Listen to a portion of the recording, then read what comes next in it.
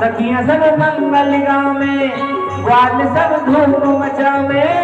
सखियां सब मंगल गावे, ग्वाल सब धूम मचावे। सखियां सब मंगल गाए, ग्वाल सब धूम मचाए।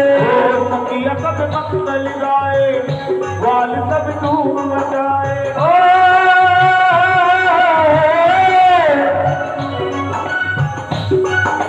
अवधपुरी तो ऐसी सज गई, हाँ अवधपुरी तो ऐसी सज गई जैसे फुलवारी है।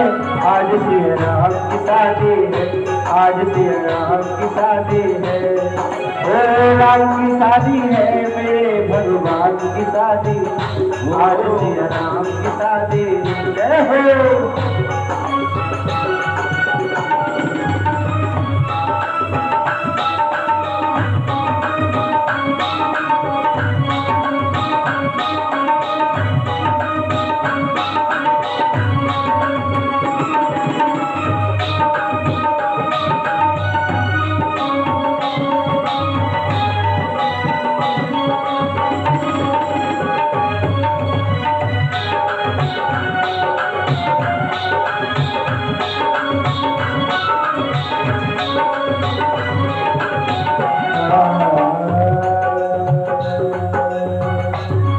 बोले सियावर रामचंद्र भगवान की जय हो।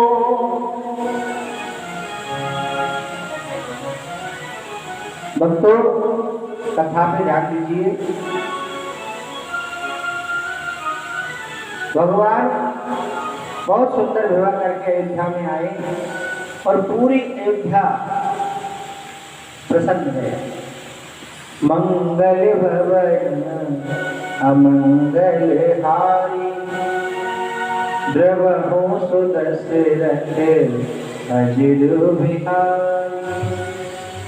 दीन दयाल बिरध संभारी, हरहु नाथ मनो संकट भारी। पूरी अयोध्या भगवान से बहुत प्रसन्न है। और महाराज, अयोध्या का एक जीव, एक बच्चा भगवान को प्रेम करता था।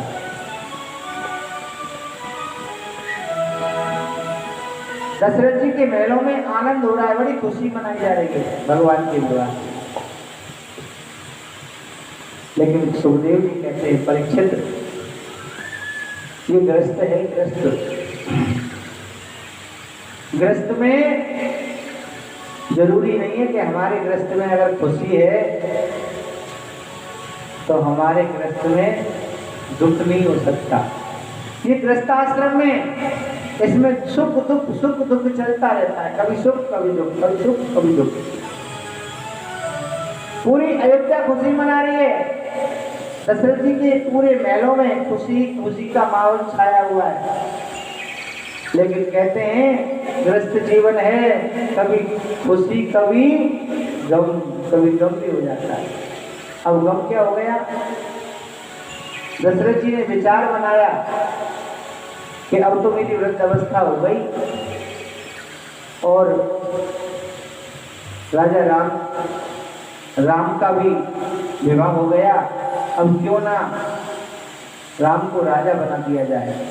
गुरु वशिष्ठ जी से पूछा, प्रभु आपकी आज्ञा हो तो राम को राजा बना दूं,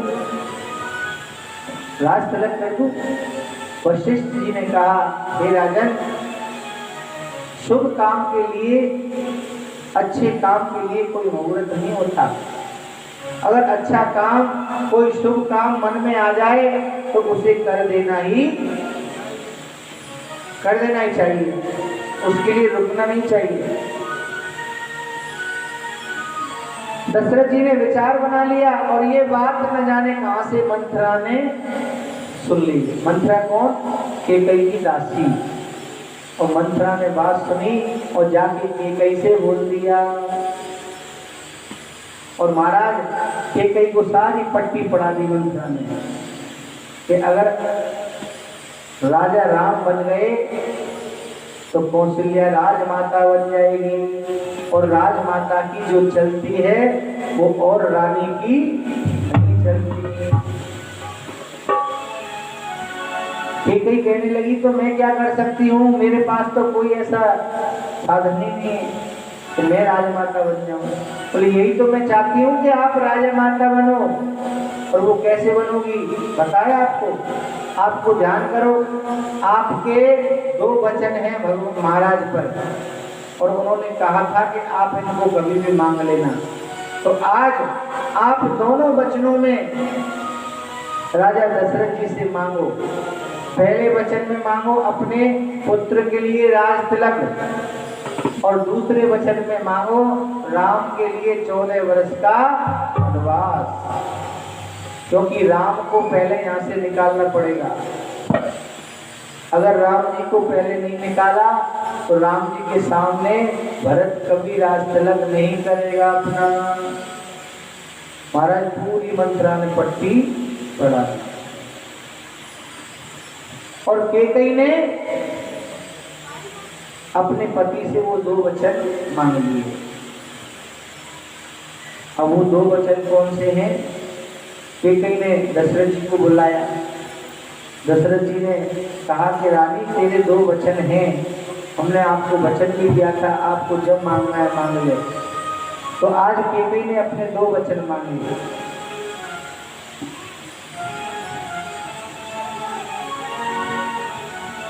कि सोना हूँ प्राण प्रिय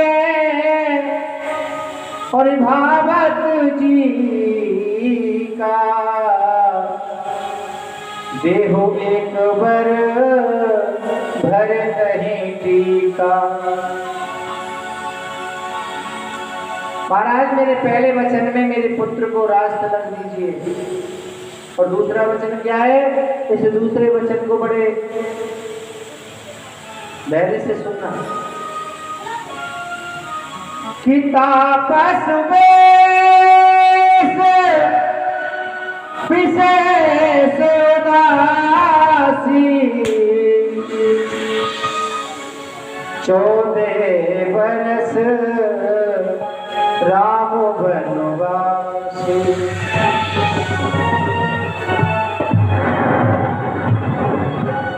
जैसे ही भगवान के वनवास की बात आई, दशरथ जी कहने लगे रानी तू क्या कह रही है?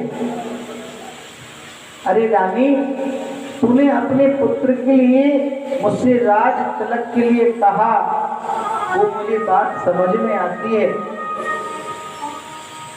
तेरी बात मेरी समझ में आती है कि हर माँ अपने संतान के लिए अच्छा सुख चाहती है, लेकिन मुझे तेरी ये बात समझ में नहीं आती कि अपने पुत्र के लिए सुख चाह रही है और दूसरे के पुत्र के लिए तो दुख चाह रही है। अरे राम को वनवास क्यों? केकई ने कहा महाराज जो मैं कह रही हूँ मुझे यही चाहिए, और नहीं देना हो तो मना कर दीजिए। दशरथ जी कहने लगे केकई रघुकुल रीत सदा चले आई, प्राण जाए पर वचन न जाए। जो वचन दे दिया वो तो पूरा करूंगा, चाहे भले मेरे प्राण क्यों न चले जाए। और वैसे एक बात बताओ केकई, तूने राम को वनवास नहीं मांगा है, तूने दशरथ के प्राण मांगे हैं, प्राण। और केकई ऐसा मत कर, मैं तुझे फिर समझा रहा हूँ, क्योंकि तेरा जो इतिहास होगा वो बहुत गलत होगा, लोग तेरे नाम से चिढ़ेंगे। केकई कहने लगी महाराज चाहे लोग मेरे नाम से चिढ़ें या ना चिढ़ें, मुझे तो जो चाहिए वो चाहिए।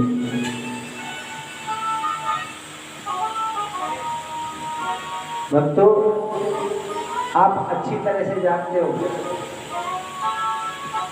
हमारी माता बहनों के नाम सब तरह के मिल जाएंगे तुम्हें, लेकिन 2 नाम ऐसे वो नहीं मिलेंगे, ना तो केकई मिलेगा न मंत्रा मिलेगा। महाराज ना केकई मिलेगा ना मंत्रा मिलेगा।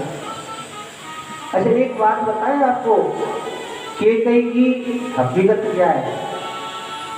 केकई की हकीकत ये है कि केकई का बहुत बड़ा त्याग है भगवान के लिए। जिस दिन भगवान को वनवास होगा उससे 2 दिन पहले केकई स्वयं राम जी आए और आकर केकई मैया को प्रणाम किया। माता जी प्रणाम। केकई ने देखा भगवान राम को। अब तो एक बात बताइए, ऐसा कोई जीव होगा जो प्रभु राम को प्यार नहीं करेगा, जो भगवान को प्रेम नहीं करेगा? ऐसा कोई जीव नहीं है। इन पावन ने तुम कर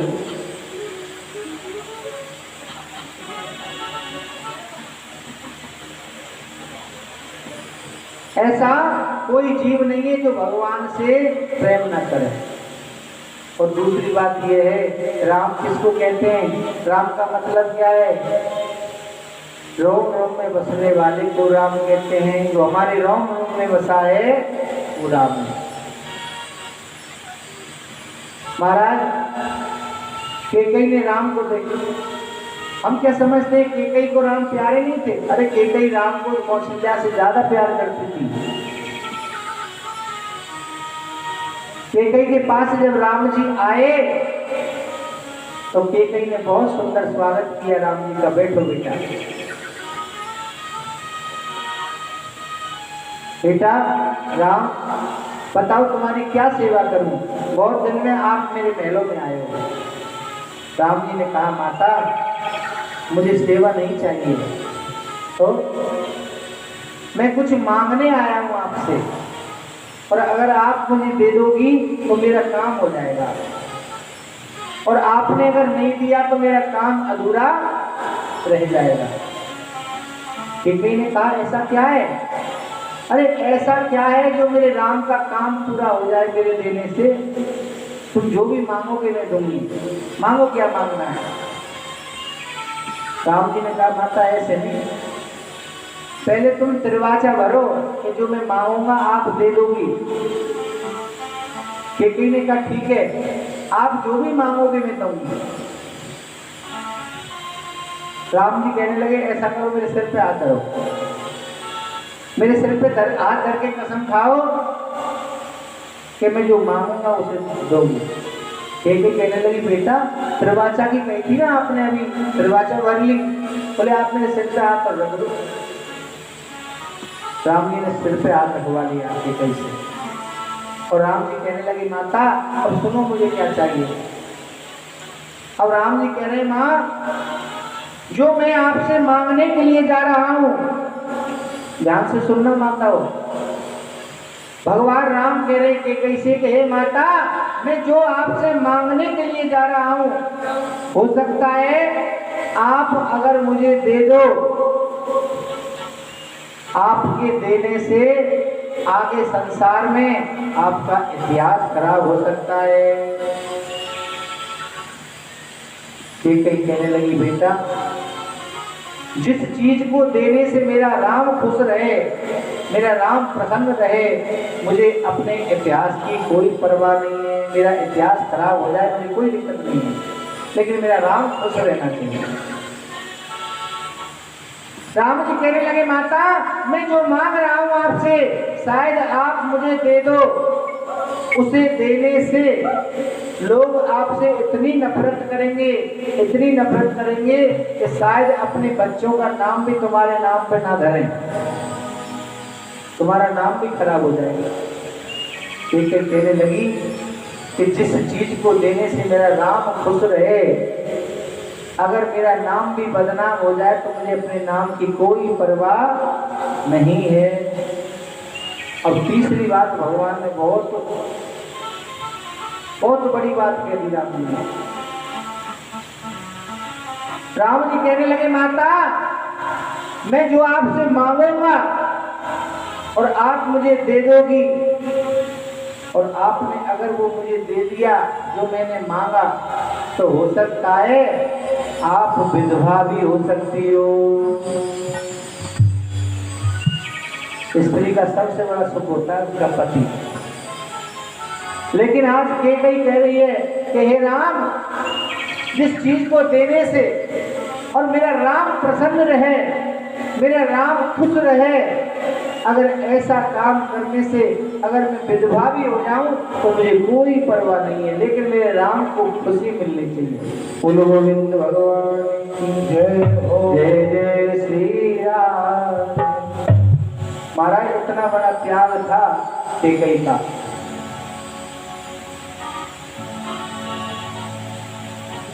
महाराज कैकेयी का इतना बड़ा त्याग। अब भगवान राम ने कहा, माता मैं क्या मांगना चाहता हूँ उसे सुन लो। कैकेयी ने कहा मांगो। राम जी ने कहा, माता तुम्हारे पिताजी पर 2 वचन हैं और आपको वो वचन पिताजी से मांगने हैं। और पहले वचन में भरत को राज तिलक मांगना और दूसरे वचन में मेरे लिए 14 वर्ष का वनवास मांगना।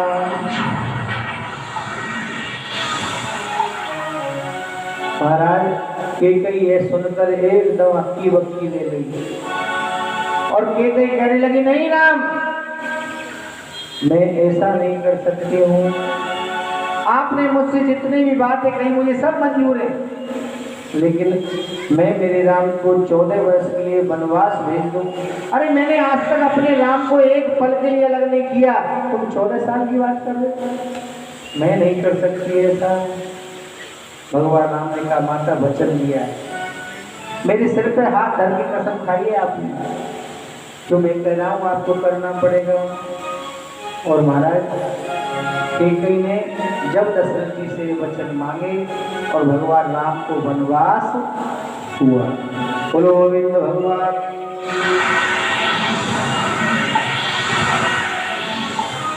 जय जय श्री राधे श्याम। महाराज भगवान वनवासी हो गए, लक्ष्मण और सीता जी के संग वन में गए, केवट को दर्शन दिया, गंगा जी को पार किया। रास्ते में अनुसुईया का आश्रम पड़ा। अनुसुईया जी के दर्शन किए भगवान राम ने और सीता जी ने, लक्ष्मण जी ने। तो स्वयं राम जी ने कहा था माता सीता से कि हे सीते, ये अनुसुईया माता है और इनको संसार सती के नाम से जानता है। ये बहुत पतिव्रता नारी हैं और पतिव्रत धर्म क्या होता है इनसे ज्यादा कोई नहीं जानता। तो आप भी कुछ इनसे सीखिए कि पत्नी का धर्म क्या होता है, एक नारी का धर्म क्या होता है। माता अनुसुईया ने सीता माता को समझाया कि हे सीता माँ, सीता जी, नारी का धर्म उसकी पति की सेवा होती है। नारी का धर्म कहता है कि उसकी पति की सेवा करे। जिस नारी ने अपनी सेवा से अपने पति को प्रसन्न कर दिया, उस नारी का जीवन धन्य हो जाता है। तुलसीदास जी ने भी रामचंद्र में लिखा है कि जगपत व्रताचार वेद अहि और वेद पुराण संत सब कहि। इस संसार में 4 प्रकार की स्त्री हैं, 4 प्रकार की नारी हैं। उत्तम, मध्यम, नीच, लघु। उत्तम वर्ग की जो नारी होती है, रामायण में तुलसीदास जी कहते हैं रामचरित में कि उत्तम के असवस मन माही, अपन सपने आन पुरुष जग नाही। उत्तम वर्ग की जो नारी होती है उसके सपने में भी पराये पुरुष की कभी मूर्ति नहीं आती। और नारी अगर संसार में पराये पुरुष को देखती है तो उसको देखने की भी नजरिया होती है नारी के लिए कि मध्यम परिपति देखे ऐसे, भ्राता पिता पुत्र निज जैसे।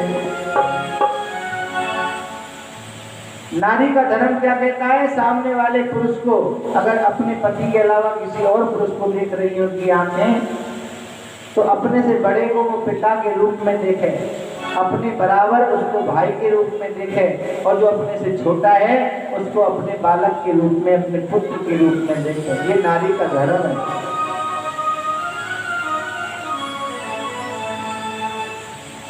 और महाराज अनुसुईया माँ कहती है कि हे सीते, स्त्री का धर्म है पति की सेवा, चाहे उसका पति कैसा भी हो।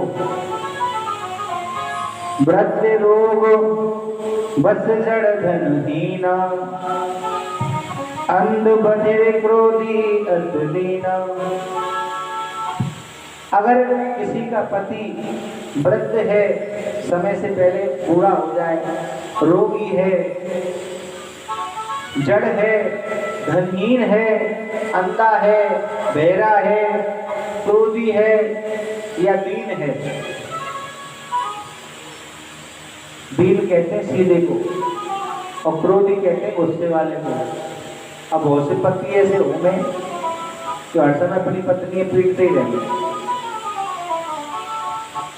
लेकिन हमारी माताओं को भगवान पर विश्वास रखना चाहिए, ईश्वर पे विश्वास रखना चाहिए कि एक ना एक दिन अवश्य मेरी ठाकुर जी सुनेगा और इसको इसका परिणाम देगा। लेकिन मेरा धर्म है इसकी सेवा करना है, मेरा धर्म है इसकी सेवा करना। अगर पति मेरा है तो इसका मतलब ये नहीं है कि आप सेवा ना करो। पति गूंगा है तो इसका मतलब ये नहीं कि आप उसकी चिंता ना करो। दीन है, जड़ है, धनहीन है, कहने का तात्पर्य कैसा भी है, जैसा भी है, पति मेरा देवता है। जो पुरानी फिल्म देखते होंगे तो या देखिए, जो पुरानी फिल्में होती थी ना, उनके गाने भी समझ में आते थे, लेकिन अब की फिल्म देखो आज तक पता ही नहीं।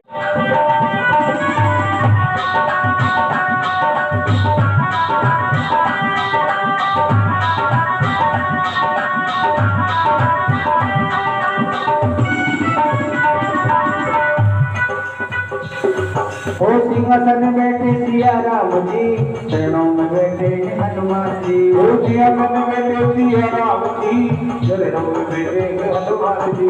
सिंहासन बैठे सिया राम जी, चरणों में बैठे हनुमान जी। ओ सिंहासन बैठे सिया राम जी, चरणों में बैठे हनुमान जी।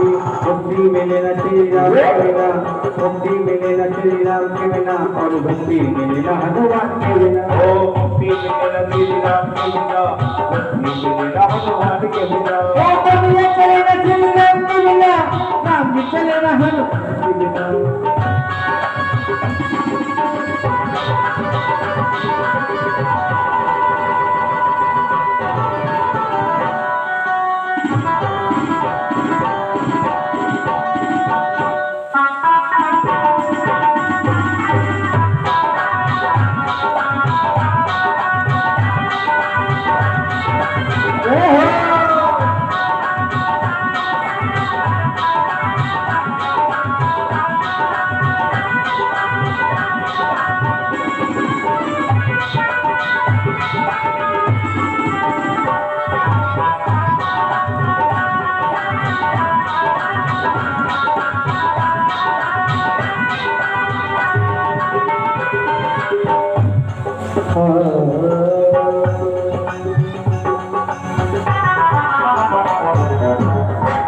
किया। और देखो भक्तों, माताओं, मैं आपको एक चीज अवश्य बताऊंगा कि भगवान का जो रामचरित्र है ना, ये वास्तविकता हमारे लिए ही बना है। राम जी ने चरित्र जो किया है गृहस्थ में, भगवान राम कौन से गृहस्थी, गृहस्थ में कैसे हमें रहना चाहिए, क्या करना चाहिए, क्या नहीं करना चाहिए, भगवान राम ने सारी लीला दिखाई।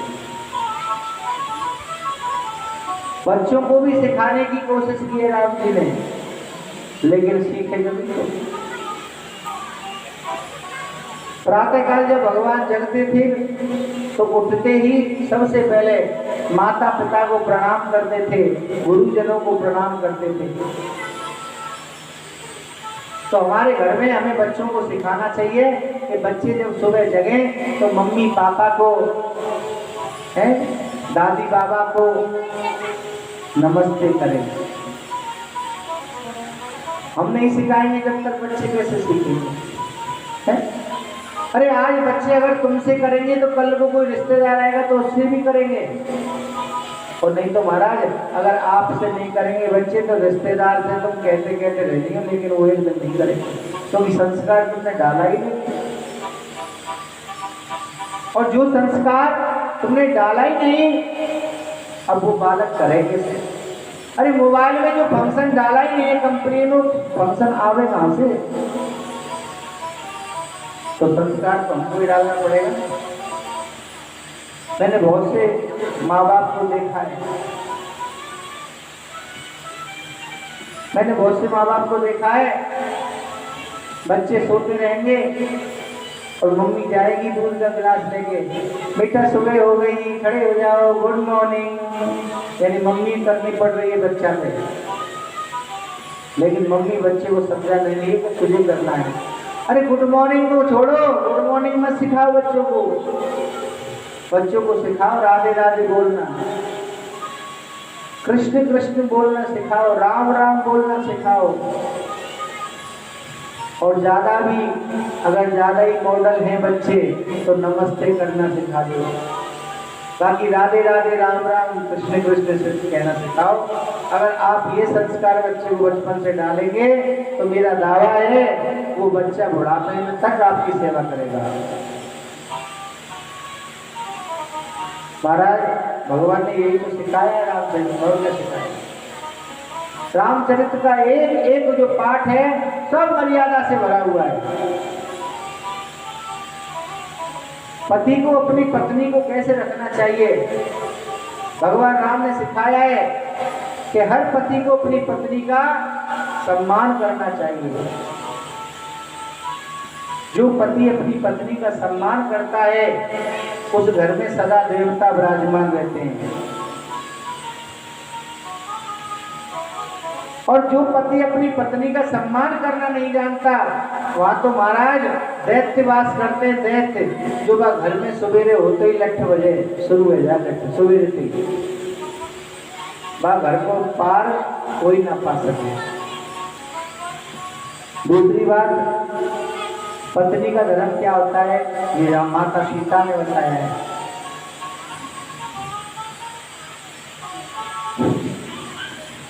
गोविंद भगवान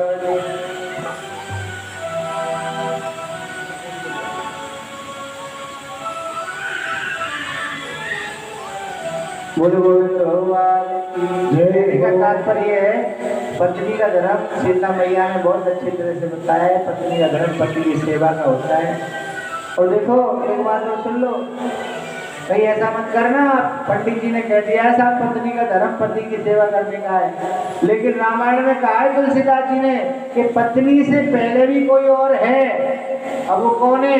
कि साध रे सास ससुर पद पूजा, ऐसे अधिक धर्म नहीं दूजा।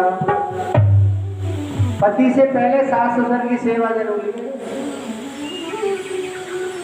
अगर पेड़ की जड़ में, वृक्ष की जड़ में पानी देंगे, वृक्ष की जड़ सलामत रहेगी तो फल तो रोज ना खा लेंगे तुम। और अगर जड़ में ही कोई कमी आ गई ना तो फल ना मिलेगा तुम्हें एक दिन। तो कहने का तात्पर्य सास ससुर की सेवा करो अपने माँ बाप समझ के। और जिस बहू ने अपने सास ससुर को माँ बाप समझा है वो बहू कभी जीवन में दुखी हो ही नहीं सकती। जिस सास ने अपनी बहू को अपनी बेटी करके माना है वो सास कभी दुखी हो ही नहीं सकती। अरे सास तो वो दुखी होती है, एक बेचारी अपने घर को छोड़कर तुम्हारे घर में आती है और तुम वहाँ पे हुकूमत जमाओ कि मैं सास हूँ। अरे भाई तू सास है, हमें मालूम है, लेकिन हुकूमत जमाने की जरूरत नहीं है। जिस दिन समझ में आएगी बहू के, वो अपना आप समझ जाएगी। और बहुत सी माता बहनें, बहुत सी बहू ऐसी होती हैं जो महाराज ना जाने कौन के शिकायत में चले, सास ससुर ने तो समझे ही नहीं। ऐसा नहीं कि राम जी ने रामचरित्र में यही तो उनको सिखाया है, और है क्या रामचरित्र में। तो मेरा आपसे निवेदन है कि आप ज़्यादा से ज़्यादा इस रामचरित्र को पढ़ें, अपने घर में नित्य प्रतिदिन पढ़ें, बच्चों से कहें वो पढ़ें, बड़े पढ़ें। जिस घर में रामचरित्र का पाठ निष्ठिन होगा, मेरा दावा है, मेरा विश्वास है, उस घर में कभी किसी चीज की कमी नहीं आएगी। जहाँ सुनितमा संपत नाना, तो कहने का तात्पर्य, एक कलयुगी की बात बताऊं। एक कलयुगी बालक की, किसी भैया का विवाह हुआ था, किसी बालक का विवाह हुआ था। और जब शादी हुई ना उसकी, तो अपनी बहू को विदा करके लाया था वो, ध्यान से सुनना। और वो रेल का इंतजार कर रहा है रेलवे स्टेशन पर। अब जैसे ही रेल आई, ट्रेन आई, तो ट्रेन रुकी और बहू से बोला तू यहीं बैठी रही हो। रेलवे स्टेशन पर बैठा दिया बहू को, तू यहीं बैठ, मैं ट्रेन के डिब्बे में जा रहा हूँ, तेरे लिए सीट की व्यवस्था करके आता हूँ। तो पहले खुद चढ़ गया। अब वहां जाके देखा तो एक सीट पे बाबा बैठा था, एक संत बैठा था, और संत ने अपना झोला धर रखा था बगल में। अब संत से जाके लड़ पड़ा, अरे बाबा तुम फ्री फोकट में चढ़ जाते हो और दूसरे यात्रियों को भी जगह नहीं देते हो, तुम ऐसे हो वैसे हो। संत भगवान कहने लगे, भैया इतना भड़क क्यों रहा है, तुझे बैठना है तो बैठ जा, मैं तो थैला अपनी गोदी में रख लूँ। मुझे नहीं बैठना, मैं अपनी बहू को बैठाऊंगा। तो तेरी बहू ले लिया, मेरी बहू अभी तो स्टेशन पे नीचे ही बैठी है।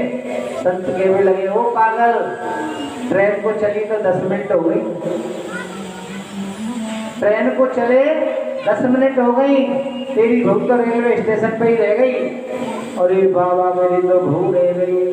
तो संत कहते, पागल, जिस पोथी को मैं पढ़ रहा हूँ ना, ये रामचरित्र है, इसमें राम जी ने बताया है कि कहीं भी पति पत्नी जाए तो पति का धर्म है पहले पत्नी को चढ़ावे, चाहे बस हो, चाहे ट्रेन हो, चाहे हवाई जहाज हो, पति को बाद में चढ़ना चाहिए। तो कहने का तात्पर्य है, छोटी छोटी बहुत सी चीज़ ऐसी हैं जो हमको सीखने को मिलती हैं। बोलो बाकी हरि लाल की जय हो, जय जय श्री राधे।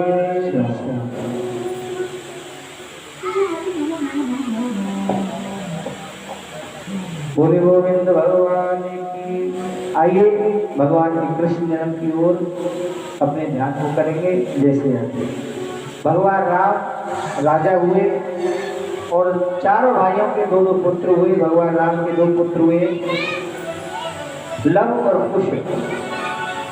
लव ने अयोध्या पर राज किया और कुश ने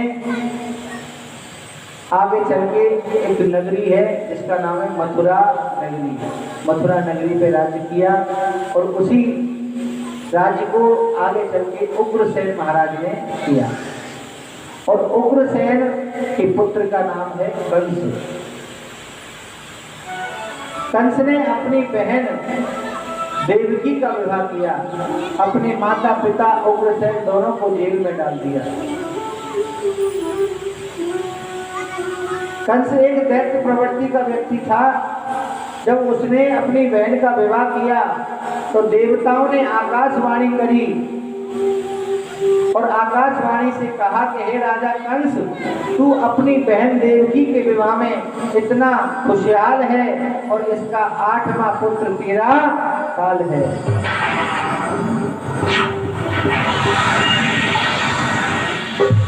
और महाराज उसी वक्त वसुदेव जी और देवकी